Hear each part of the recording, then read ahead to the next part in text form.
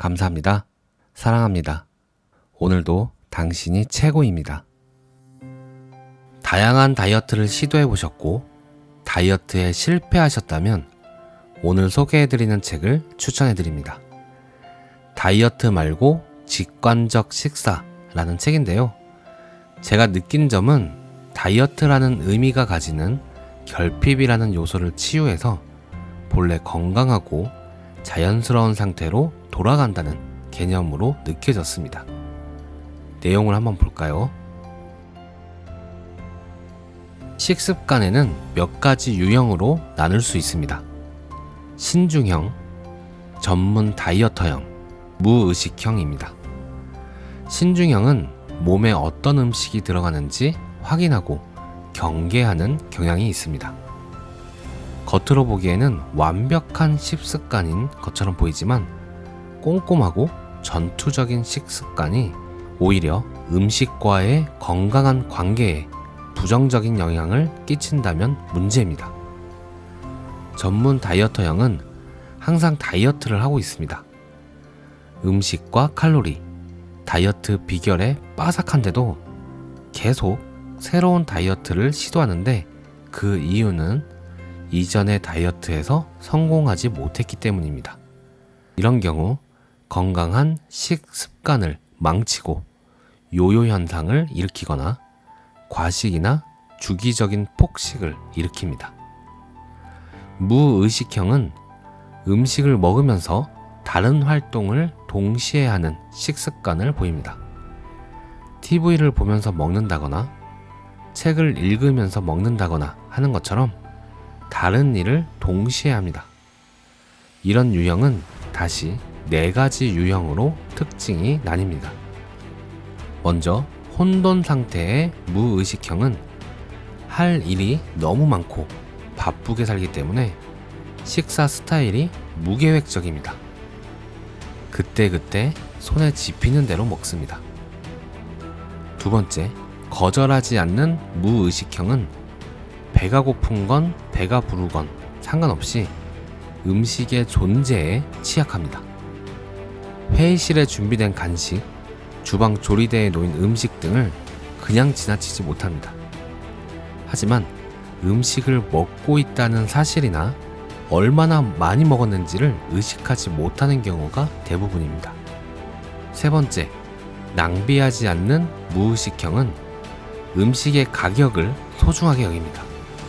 특히 접시에 있는 음식을 깨끗하게 비우는 경향이 있습니다. 자녀나 배우자가 남긴 음식을 깨끗하게 먹어 치우는 것도 흔한 일입니다. 네 번째, 감정적인 무의식형입니다. 이들은 감정, 특히 스트레스나 화, 외로움 같은 불편한 감정에 대처하는 수단으로 음식을 이용합니다. 자신의 식습관에 문제가 있다고는 생각하지만 실제로 더 큰 문제가 있다는 점은 되게 잘 모릅니다. 이렇듯 무의식형은 영화 시작될 때 커다란 통에 든 팝콘을 먹기 시작했는데 어느새 빈통만 남는 것처럼 무엇을 먹고 있는지, 왜 먹기 시작했는지, 맛이 어떤지도 의식하지 못하고 멍한 상태에서 먹는다는 데 있습니다. 이 같은 식습관 유형 외에 직관적 식사형이 있습니다. 직관적 식사형은 몸이 보내는 배고픔의 신호에 따라 죄책감이나 도덕적인 딜레마 없이 자신이 선택한 음식을 먹습니다. 직관적 식사는 자연스러운 식사입니다. 하지만 광고나 미디어, 건강 전문가들에게서 쏟아지는 영양과 음식, 체중 관련 메시지를 고려해야 하는 오늘날에는 자연스러운 식사가 매우 힘듭니다. 유아들을 한번 봅시다. 유아는 직관적 식사자입니다. 음식이나 신체 이미지에 대한 사회적인 메시지에서 자유롭습니다. 유아는 음식에 대해 타고난 지혜를 지녔습니다. 어른이 방해만 하지 않는다면 말이죠. 유아는 다이어트 원칙이나 건강을 기준으로 먹지 않습니다. 연구 결과에 따르면 음식에 자유롭게 접근할 수 있는 상태에서 먹게끔 내버려두면 유아는 몸이 필요로 하는 것을 먹습니다. 물론 아이에게 그런 타고난 능력이 있다고 믿고 내버려둔다는 것이 부모에게는 너무도 어려운 일이지만 말이죠.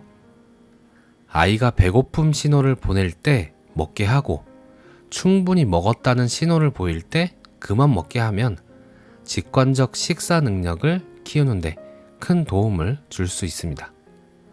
실제로 심리치료사이자 영양사인 앨린 세터의 연구는 과체중인 아이가 부모의 간섭과 압박 없이 먹으면 결국 식사량이 줄어든다는 사실을 보여줍니다. 왜 그럴까요? 아이가 내적인 배고픔과 배부름의 신호를 듣고 이해하기 시작하기 때문입니다. 세터에 따르면 체중 감량의 이유로 음식을 박탈당하는 아이는 음식에 집착하고 충분히 먹지 못할까봐 두려워 기회가 있을 때 과식하는 경향이 있습니다. 성인의 경우도 마찬가지라는 사실을 발견했습니다.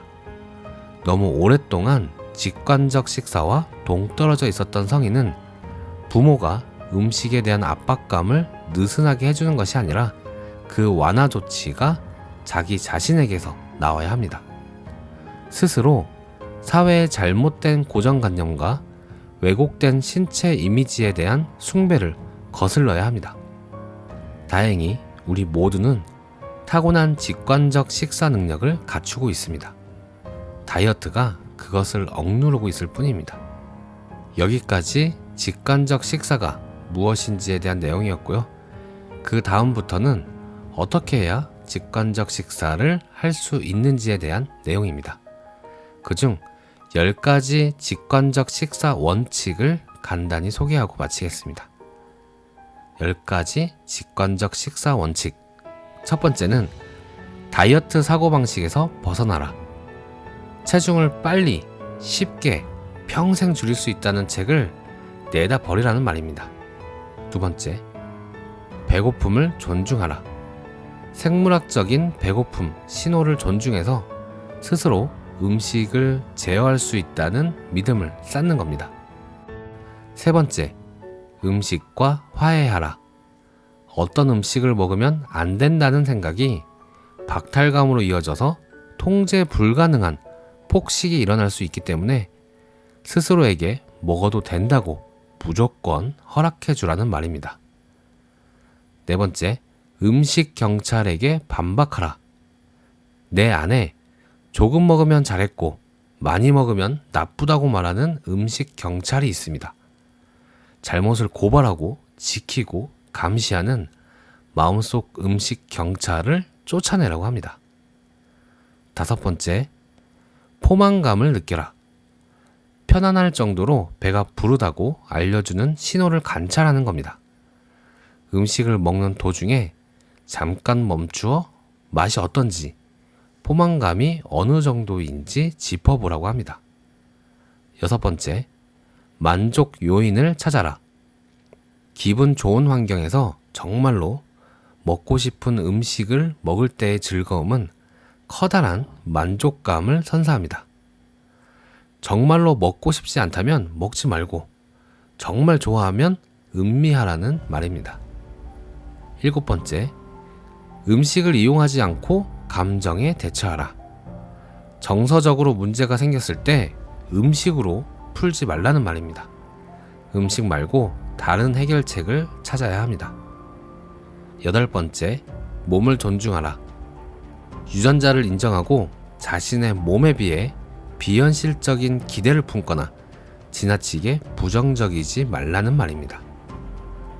아홉 번째, 운동으로 기분의 차이를 느껴라. 운동을 칼로리 소모에 집착하지 말고 운동할 때 활기차고 상쾌한 느낌에 집중하라는 말입니다. 열 번째, 적당한 영양으로 건강을 존중하라. 완벽하고 건강한 한 끼 식단보다 완벽하진 않지만 꾸준하게 진전하며 기분 좋게 해주는 음식을 선택하라는 말입니다.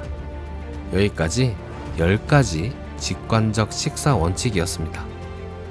전체 책 내용 중 일부 내용이었고요. 좀 더 자세한 설명들이 뒤에 소개됩니다.